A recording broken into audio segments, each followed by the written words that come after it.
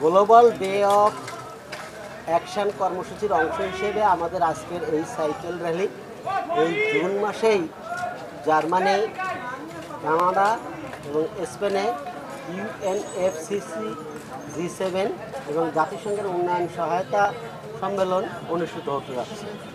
আমরা বাংলাদেশের এই জলবায়ু ঝুঁকিপূর্ণ অঞ্চল থেকে নোংরা থেকে আমরা বলতে চাই যে আমরা জলবায়ু পরিবর্তনের ফলে ক্ষতিগ্রস্ত হচ্ছি, এর জন্য উন্নত দেশগুলো দায়ী। সেই কারণে আমরা ঋণ নয়, আমরা ক্ষতিপূরণ চাই। আর জলবায়ু পরিবর্তনের খাতে অর্থায়ন করতে হবে।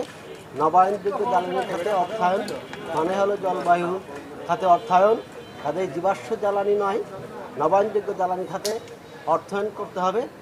এবং সুন্দরবন বিনাশী যে রামপাল বিদ্যুৎ প্রকল্প, কয়লাভিত্তিক যে বিদ্যুৎ প্রকল্প, সেই বিদ্যুৎ প্রকল্প এই মুহূর্তে বন্ধ করার দাবি জানাই।